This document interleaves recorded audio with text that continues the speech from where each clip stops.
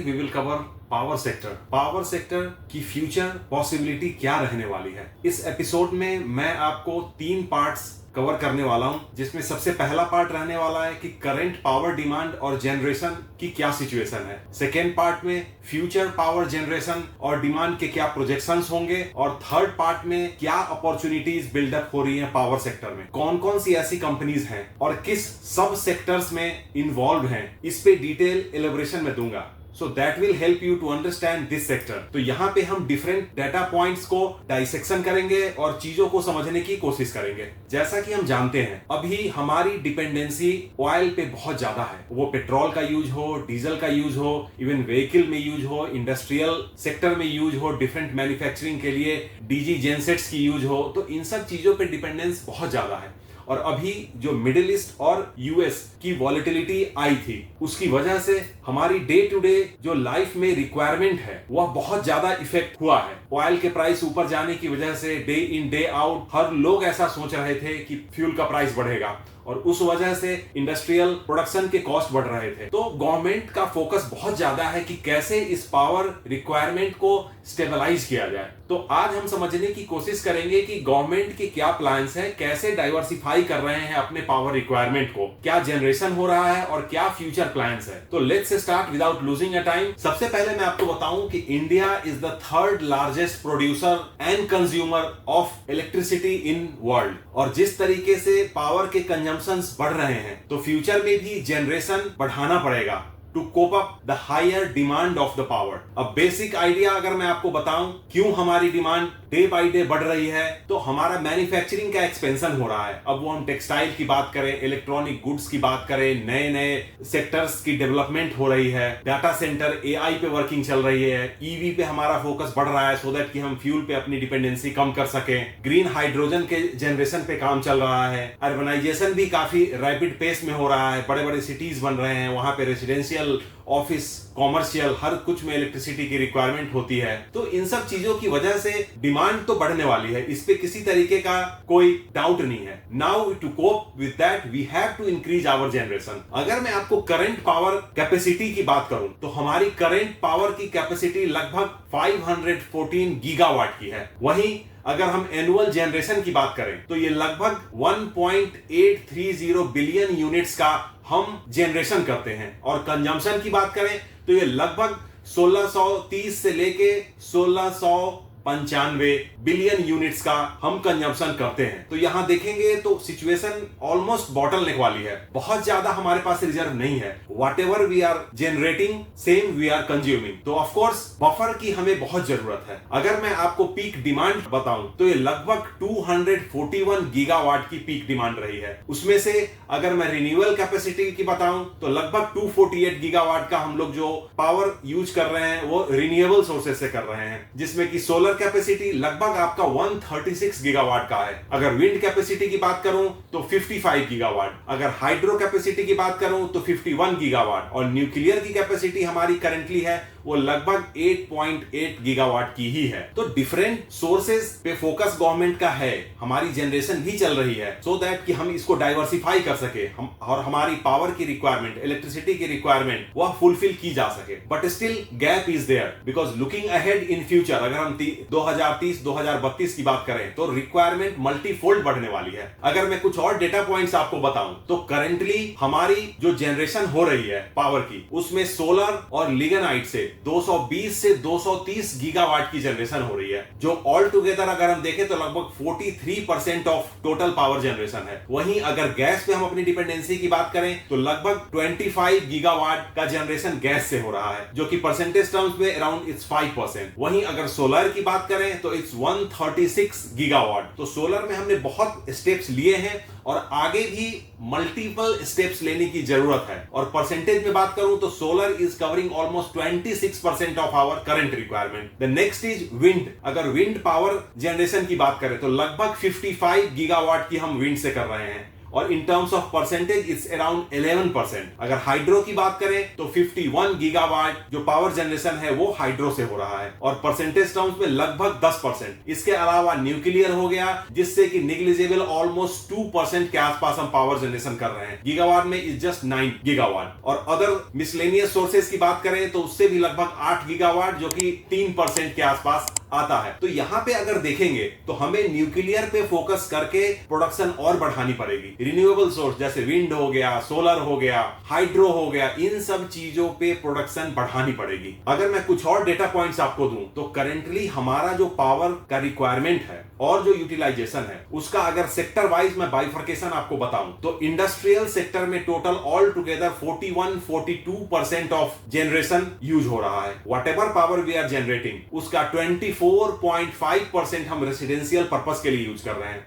वहीं एग्रीकल्चर की बात करें तो लगभग 17% इलेक्ट्रिसिटी हम एग्रीकल्चर में यूज कर रहे हैं। कॉमर्शियल की बात करें तो लगभग 8.3% of power is being utilised in commercial sector. और अदर्स मिसलेनियस की बात करें तो सेम लगभग 8.6% हम लोग पावर यूज कर रहे हैं। तो this is the sector wise bifurcation कि कहां किस सेक्टर में क्या रिक्वायरमेंट है, इसको एनालाइज करके एंड देन फ्यूचर में इसी तरीके से हमें पावर जनरेशन बढ़ाना पड़ेगा सो दैट कि we can fulfil our requirement और हमारी डिपेंडेंसी अदर चीजों पे कम हो। जिस तरीके से हमारे इंडस्ट्रियल ग्रोथ हो रही है, हमारे डेटा पॉइंट्स बताते हैं कि we are eyeing for 10 trillion in 2030-32 and then next 5 years again we are trying to jump from there to 20-25-30 trillion. तो इन सब चीजों के लिए प्रोडक्शन कैपेसिटी भी बढ़ानी पड़ेगी। एक्सपोर्ट बढ़ेगा, जैसा हमने देखा है फर्स्ट क्वार्टर में ऑलमोस्ट 18% का एक्सपोर्ट बढ़ा है। एक्सपोर्ट बढ़ाने के लिए मैन्युफैक्चरिंग बढ़ानी पड़ेगी। मैन्युफैक्चरिंग के लिए electricity is the key ingredient और ये ऐसा कंपोनेंट है कि इसके बिना कुछ सोचा ही नहीं जा सकता है। अगर मैं आपको गवर्नमेंट की प्रिपेयर्डनेस की बात करूं तो गवर्नमेंट के प्लान्स बड़े क्लियर हैं। अगर मैं फ्यूचर फोरकास्ट की बात करूं तो जैसा मैंने बताया करेंटली हमारा 1830 बिलियन यूनिट्स का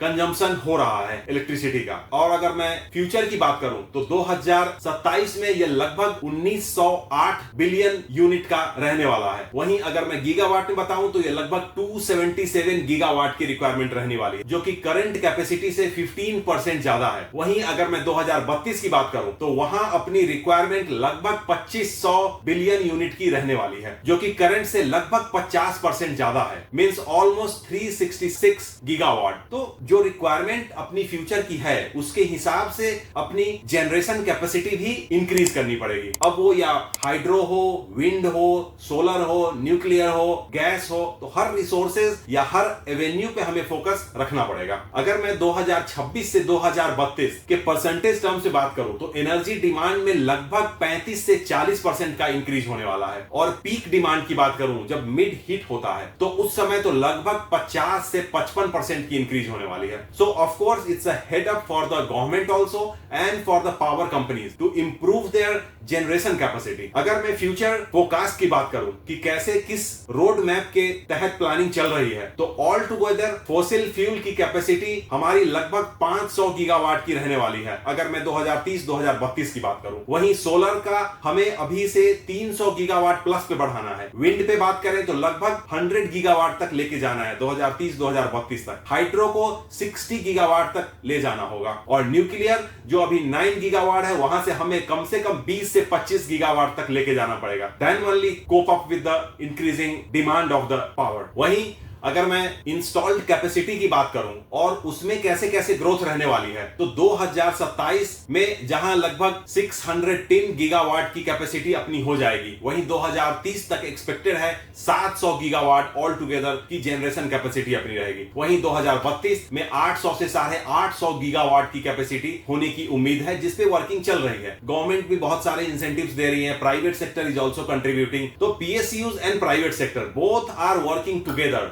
to generate more and more power for our day-to-day requirement। जैसा कि हम जानते हैं कि फ्यूचर में बहुत सारे ऐसे नए सेक्टर्स आ रहे हैं जिसमें पावर की डिमांड बहुत हाई रहने वाली है। तो कौन कौन से ऐसे ट्रिगर्स हैं, कौन कौन से ऐसे ड्राइवर्स होंगे, वो मैं अगर आपको थोड़ा ब्रीफ अप करूं तो आप जैसा जानते हैं कि डाटा सेंटर और एआई पे अभी बहुत ही कंपनीज का एग्रेसिव अप्रोच है। Major big groups they are eyeing to set up their data centre और एआई प्लेटफॉर्म्स। तो उसके लिए पावर की डिमांड भी बढ़ेगी। The next is electric vehicle. Electric vehicle की भी मैन्युफैक्चरिंग भी बढ़ रही है और यूज भी बढ़ रही है। डे बाय डे जिस तरीके से पेट्रोल की, डीजल की डिमांड और सप्लाई में वोलेटिलिटी बहुत ज्यादा है, कभी कुछ भी जियोपॉलिटिकल सिचुएशन होता है और the first thing which impacts is the fuel price, जिस वजह से लोग ईवी पे शिफ्ट कर रहे हैं। सो एक कंसिस्टेंसी आ जाएगी इसमें। तो इस वजह से भी ईवी इलेक्ट्रिक व्हीकल्स के लिए इलेक्ट्रिक चार्जिंग सबस्टेशन चाहिए, तो उसमें भी इलेक्ट्रिसिटी की डिमांड बढ़ने वाली है। इसके अलावा ग्रीन हाइड्रोजन की जनरेशन में या इलेक्ट्रोलाइजर्स के रिक्वायरमेंट बढ़ने वाली है। इसके अलावा मेक इन इंडिया पे जो गवर्नमेंट का फोकस है, डिफरेंट काइंड ऑफ इंसेंटिव्स दिए जा रहे हैं टेक्सटाइल इंडस्ट्रीज को, मैन्युफैक्चरिंग इलेक्ट्रॉनिक्स इंडस्ट्रीज को, आपका डिफेंस इंडस्ट्री सेक्टर हो गया। तो इसके अलावा जितने भी सेक्टर्स है, power and electricity, this is the basic requirement. अगर रेसिडेंशियल में बात करें तो day by day the temperature is growing, तो इस वजह से एयर कंडीशन का यूटिलाइजेशन बढ़ रहा है, उसमें भी पावर चाहिए। तो इन सब चीजों को देखते हुए road map is ready. Now the only thing we have to stay on the track and without deviating put on the new capacities, start generating more and more so that कि हम सेल्फ सफिशिएंट हो सके। अब मैं आपको इस power sector में क्या क्या अपॉर्चुनिटीज हैं, which are the companies who are involved in power generation, transmission, अब उसमें रिन्यूएबल पावर भी है, विंड पावर भी है, कोल से भी बहुत सारी चल रही हैं। तो मैं सेक्शन वाइज आपको इलेबोरेट करूंगा कि कैसे क्या अपॉर्चुनिटीज हैं। अगर आप 5 साल, 6 साल, 4 साल, 10 साल अगर लॉन्गर व्यू लेके चल रहे हैं तो definitely this is the sector you can rely on. तो सबसे पहले स्टार्ट करते हैं जनरेशन से। अगर हम पावर जनरेशन की बात करें तो NTPC it's a PSU company and they have a big exposure all around. तो they are the one of the biggest producer of the power. इसके अलावा अदानी पावर की बात करें या फिर टाटा पावर की बात करें, जेएसडब्ल्यू एनर्जी की बात करें, Vedanta power, just they had demerge Vedanta power from Vedanta और इनका भी फोकस पावर जनरेशन पे है। इसके अलावा टोरेंट पावर हो गया आपका। तो ये सब सारी कंपनीज हैं जो कि पावर जनरेशन में है। अब इसी पावर सेक्टर के नेक्स्ट सेक्शन की अगर मैं बात करूं तो generation is not sufficient. Power generate होने के बाद उसका ट्रांसमिशन भी बहुत जरूरी है फाइनल डेस्टिनेशन तक। तो अगर मैं ट्रांसमिशन की बात करूं तो power grid corporation of India and Adani Energy Solutions, they are the big players. They are into the supply of electricity, जहां पे जनरेट हो रहा है और जहां पे रिक्वायरमेंट है। इसके अलावा भी और प्लेयर्स हैं but they are the major players जो कि मेनली पावर के ट्रांसमिशन में इन्वॉल्व हैं। Next section is renewable energy. अभी गवर्नमेंट का फोकस ज्यादा से ज्यादा रिन्यूएबल एनर्जी सेटअप करने पे है, जहां से हम आइदर सन से हो, विंड से हो, वाटर से हो, एनर्जी को हार्वेस्ट कर सके, जिससे कि पॉल्यूशन भी कम हो। क्योंकि कोल में we know pollution is too much and that's not environmental friendly। तो हमारा फोकस environmental friendly resources पे है और sun ample available in 365 days, 350 दिन, 55 दिन धूप अच्छे से रहती है। तो अगर रिन्यूएबल एनर्जी सेक्टर की बात करूं तो एनटीपीसी ग्रीन, ये भी पीएसयू है and they have a big exposure. इसके अलावा सुजलॉन एनर्जीज हो गया, तो they are into renewable energy. Adani greens हो गए आपके। इसके अलावा कुछ माइक्रो कैप कंपनीज भी हैं, they are also working aggressively in renewable energy. So of course you can explore. The next subsection in power sector is equipment. Power generation की बात हो या ट्रांसमिशन की बात हो, जब तक इक्विपमेंट नहीं होगा they cannot do much। तो अगर मैं इक्विपमेंट की बात करूं तो इसमें Bharat heavy electrical limited, they are the key player। Other than that CG power and industrial solution, Hitachi energy India. तो ये कंपनीज हैं जो कि जो भी बड़े बड़े इक्विपमेंट्स की जरूरत पड़ती है पावर जनरेशन और ट्रांसमिशन के लिए, तो they are supporting by their engineering goods। तो ये तो मैंने आपको कुछ कंपनीज के फॉर एग्जांपल मैंने नाम बताए हैं। It's not a recommendation, just to bifurcate the different sections and to explain कि कैसे कैसे कंपनीज क्या करती हैं। इसके अलावा भी कंपनीज हैं which you can explore and definitely you need to keep a long view on power sector. अगर 5 साल 7 साल का अगर आप व्यू रखते हैं तो डेफिनेटली इस सेक्टर से मल्टीफोल्ड रिटर्न एक्सपेक्ट कर सकते हैं, बिकॉज पावर एक ऐसा सेक्टर है जिसकी न डिमांड कम होने वाली है और अगर डिमांड रहेगी तो सप्लाई को फुलफिल करना ही पड़ेगा। तो maybe major new players भी आएंगे यहाँ पे। तो considering all those things definitely you can eye this sector. For more informative and educational video don't forget to subscribe my channel and same time press the bell icon. तो जब भी मैं कुछ वीडियो डालता हूं तो you will get access straight away. By the time I come with the next video, stay safe, stay healthy. Thank you.